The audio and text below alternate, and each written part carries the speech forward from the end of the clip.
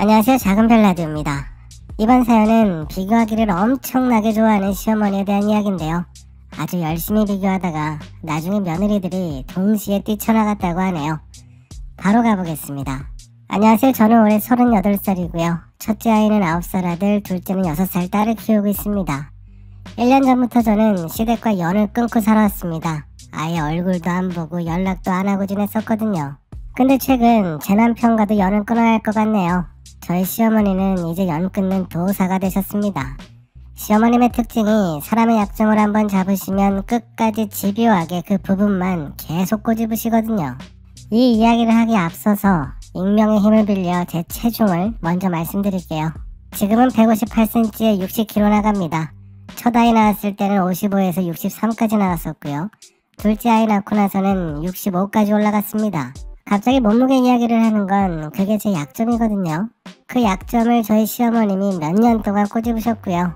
둘째 아이 낳고서 산후조리 다 하고 시어머님이 오셔서 제일 먼저 말씀하신 이야기가 바로 살이었어요. 아직까지 부은 거니 그냥 살이 찐 거니 라고 하셨고, 그 한마디가 출산의 고통보다 더 오래 많이 아팠네요. 그날 이후로 시어머님은 저만 보면 계속 살 이야기를 하셨고요. 전 그 자체가 너무 스트레스였습니다. 다행히 시부모님들을 모시고 사는 건 아니라서 시댁에 갈 때만 참으면 되긴 했어요. 근데 나중에는 시댁에 가기 일주일 전부터 극심한 스트레스를 받았습니다.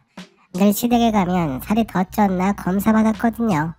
일주일 전부터 굶고 별짓을 다 하고 가도 시어머님은 살 이야기를 하시며 건강 핑계로 계속 꼬집으셨습니다. 저번에는 시댁에 도착해서 제 둘째 아이를 안아주며 우리 손녀딸도 날씬한 엄마가 좋죠 이러셨고요. TV에서 나이가 좀 있는 날씬한 연예인들이 나오면 엄청 칭찬을 하시면서 그 여자 나이를 물어보시고 곧바로 제 나이를 물어보십니다. 어쩌라는 건지, 아니 본인 아들이 저런 연예인과 결혼할 능력은 되는지, 이런 것들이 하나하나 쌓이고 쌓여서 결국 명절날 참아왔던 게 다 터져버렸습니다. 재작년에 서방님이 결혼을 하셔서 제가 동서가 생겼거든요. 시어머님이 좋아할 만큼 아주 날씬하고 이뻐요. 관리도 잘하고요.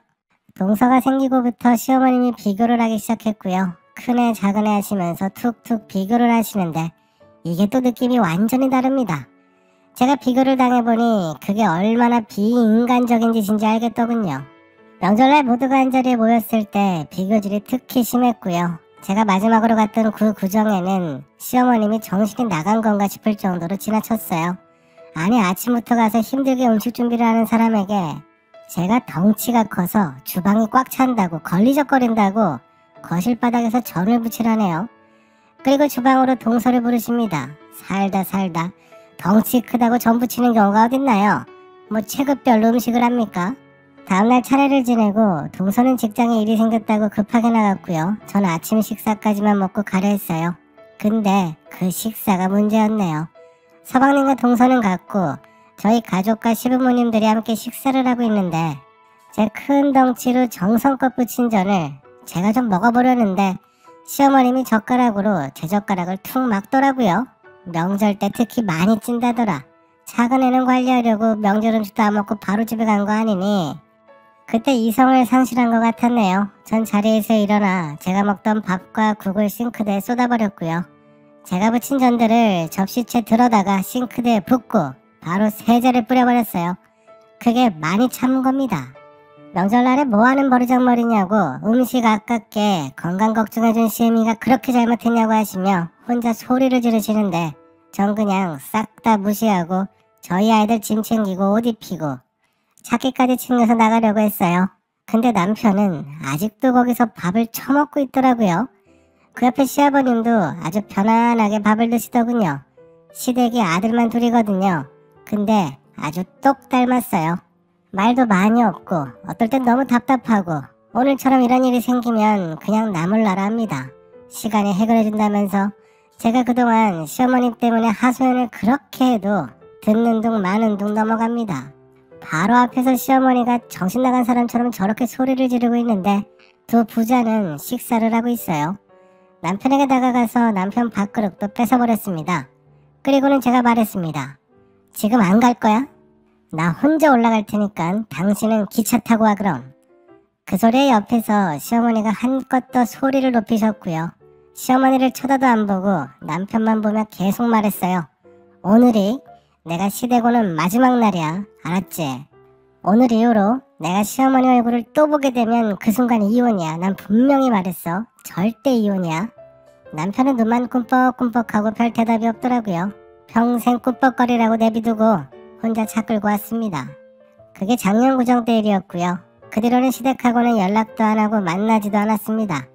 그해 추석에는 제 아들하고 남편만 내려갔었고요. 제 아들이 집에 와서 자꾸 할머니가 다른 애들하고 비교한다고 짜증난다고 가기 싫다고 해서 그럼 앞으로 가지 말라고 했습니다. 그렇게 올해 구정은 남편 혼자 내려갔어요. 저와 아이들은 집에서 푹 쉬며 전 같은 거 안 하고요. 더 맛있고 애들이 좋아하는 거 잔뜩 해줬어요.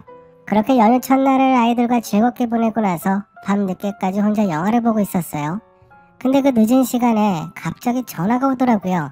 동서였습니다. 전 너무 놀라서 전화를 받았어요. 술을 잔뜩 마셨더군요. 저보고 형님 하면서 혀꼬인 소리로 부르더니 갑자기 대성통곡을 하더라고요. 미쳐버릴 것 같다고 하고선 뜬금없이 저에게 형님이 그렇게 요리를 잘해요? 뭐 요리를 전문적으로 배우신 거예요? 그렇게 맛있어요? 이러는 겁니다. 그래서 무슨 소리냐고 물어보니 대답은 안 하고 그냥 계속 엉엉 울더라고요. 걱정됐어요. 어디냐고 물어보니 좀 전에 집에 혼자 왔다고 하길래 제가 가겠다고 기다리라고 하고선 서둘러 나갔습니다. 도착해보니 거실에서 혼자 술을 마시고 있더라고요. 옷도 안 갈아입고 혼자 냅다 들이붓고 있길래 저도 오늘 하루 종일 아이들과 있어서 목이 칼칼했던 터라 곧바로 잔 하나 빼들고 옆에 앉았습니다.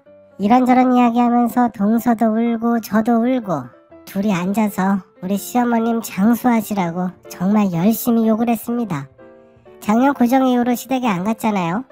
그래서 저 때문에 동서가 엄청나게 힘들었다고 하네요. 처음엔 저를 많이 원망했다고 합니다.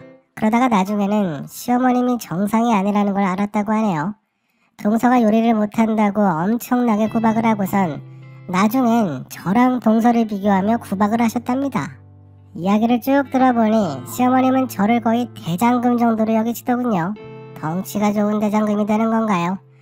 요리를 할 때마다 옆에 붙어서는 큰애는 저렇게 하던데 넌 왜 이렇게 하니? 큰애는 이런 거 알려준 적 없는데 말끝마다 저랑 비교했다고 합니다. 미칠 뻔했다네요. 음식을 하면 다시 다 해야 한다고 걸리적거린다고 거실에서 전 부치는 것만 하라고 해서 하루 종일 전만 부치다가 식사할 때 폭발했다고 합니다. 그 호박전이 잘못 부치면 튀김옷이 벗겨지잖아요.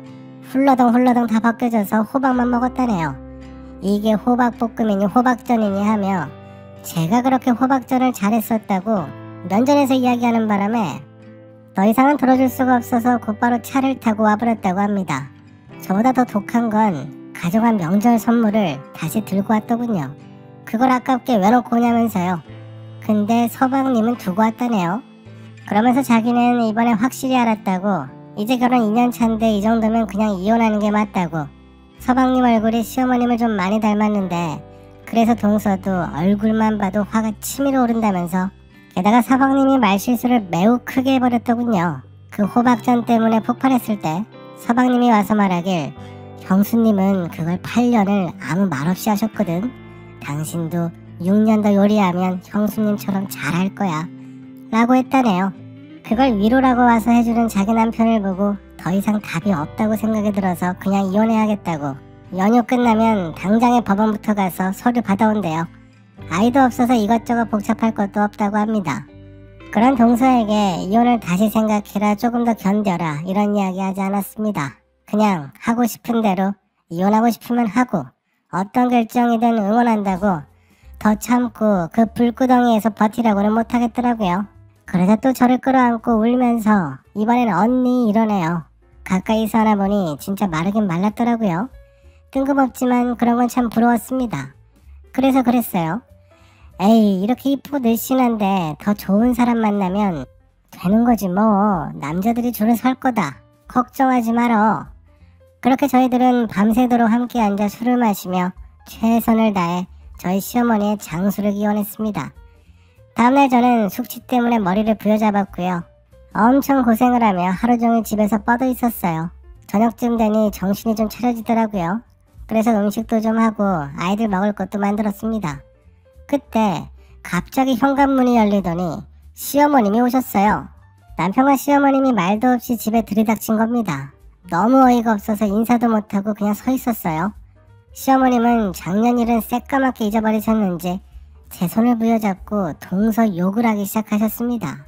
서로 안부를 묻고 그런 게 아니라 그냥 막무가내로 동서 흉을 제 앞에서 30분 넘게 보시더라고요. 요리를 못하네 어쩌네 하시며 제 얼굴에 흘끔흘끔 보시는데 제가 어제 과음을 했잖아요.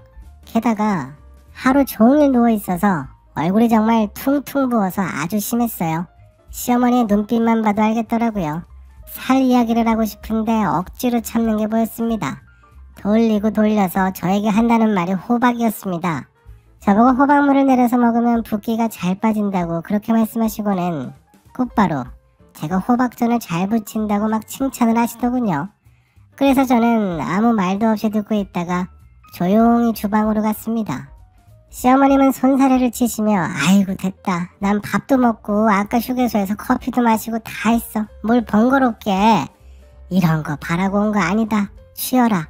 하셨지만 대꾸도 안 하고 주방 서랍에서 서류 봉투를 꺼내왔습니다. 합의 이혼 신청서였어요. 그걸 남편 앞에 놓아두고 방으로 들어가 옷을 챙겨 입었습니다. 남편은 헐레벌떡 저에게 달려와 왜 그러냐고 그러더군요. 그래서 작년에 내가 말한 거 잊어버렸냐고 했습니다. 남편은 지금 상황이 재수씨 문제로 그런 거니까 좀 이해해달라고 하더군요. 그래서 제가 그랬어요. 그럼 미리 연락을 하고 나랑 상의를 하고 왔어야지. 내가 시어머니 때문에 얼마나 많이 힘들었는지 9년이라는 시간 동안 당신한테 다 이야기했었는데 오늘 보니 그동안 내 말은 귓등으로도 안 들었던 거네. 그때 시어머니까지 저를 붙잡으며 제발 참으라고 사정사정 하시더라고요. 그래서 제가 그랬습니다. 갑자기 왜 이러세요? 동서 욕이라도 같이 해드려요? 이젠 비교하는 것까지 모자라서 이간질 하시게요. 동서도 지금 이혼 준비한다니까 나중에 저희가 보낸 이혼 소장이나 비교해보세요. 비교 좋아하시잖아요. 그렇게 밖으로 나와서 오랜만에 친정집으로 갔습니다. 남편이 계속 전화를 하는데 다 무시해버렸어요. 나중에 동서가 법원 갈 때 저도 함께 따라가려고요. 비교할 게 늘어서 시어머님은 엄청 좋아하실 겁니다. 제가 준비한 내용은 여기까지입니다. 며느리 비교, 손주 비교, 이제는 이혼 소장까지 참 어지간하네요. 나중엔 위자료 비교도 하시면 되겠군요. 비교질하다 아들 호래비 만들고 이젠 아들끼리 비교하시겠네요. 오늘도 저희 영상을 시청해주셔서 감사합니다. 지금까지 작은별 라디오였습니다.